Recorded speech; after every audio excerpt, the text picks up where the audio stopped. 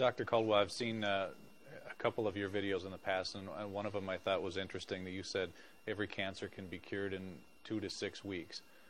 Can you talk a little bit more about that, and what are some of the ways that that's possible?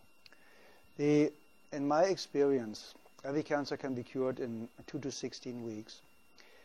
Some cancers can be cured in minutes because every doctor in the world that's in office for 20 years or longer knows cases of spontaneous healing. There's even a book out called Spontaneous Healing by a guy I really don't like, and just stating that there are cases of spontaneous healing. That means if it's possible, we just have to find a way to access this. That's number one. So we all know about these. It also happened very often when people go to Lourdes or to these religious places, and it's not really the place that cures them, it's the expectation and the way to that place that cures them.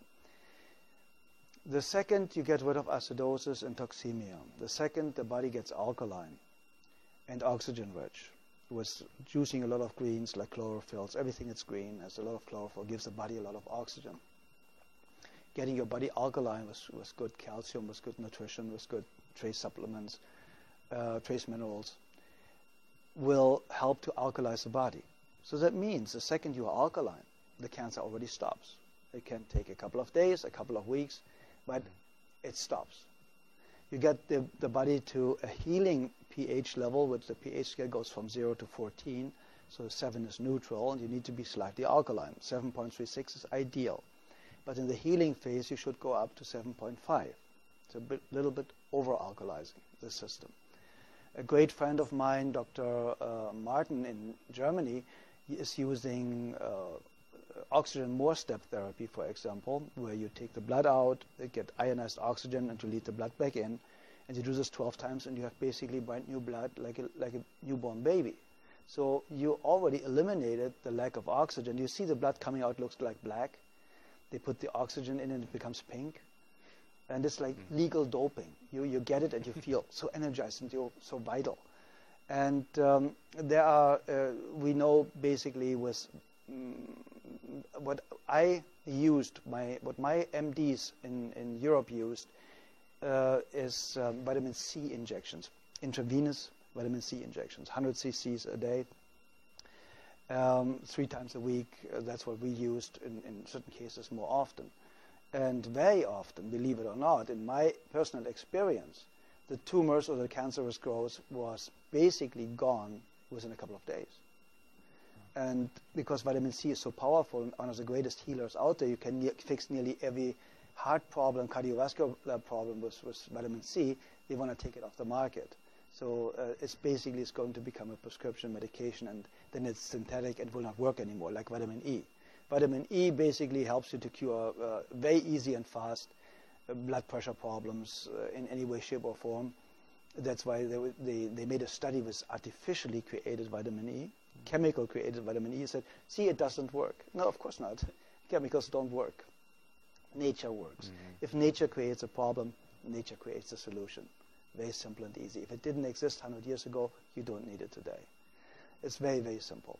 And when you want to help somebody to educate themselves, to eliminate his or her own cancer really, really fast, I would basically start instantly with a vegan diet or with a raw food diet.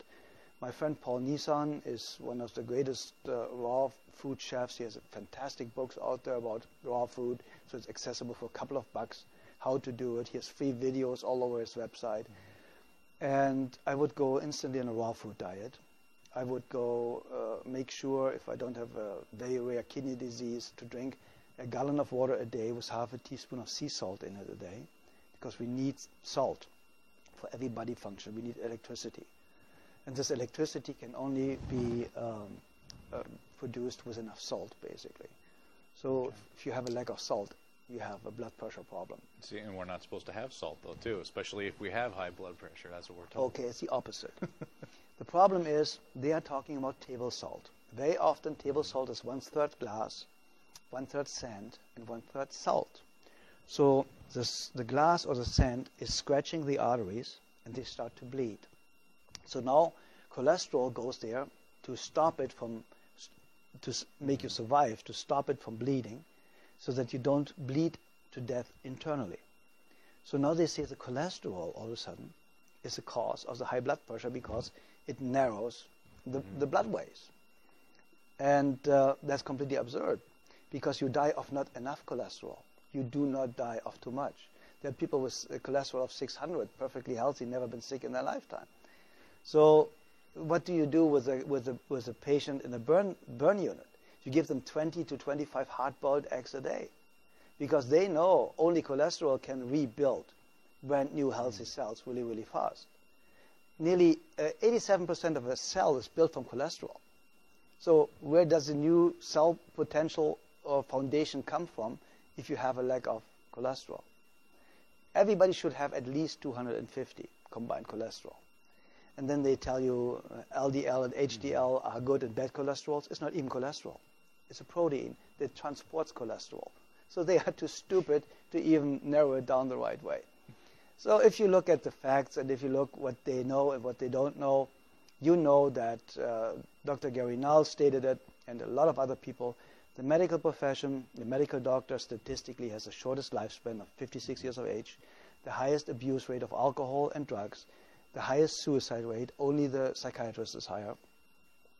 And so you go to somebody that has the lowest lifespan, highest suicide rate, highest drug abuse rate, to ask them how to have a healthy, happy, long life. I think we should rethink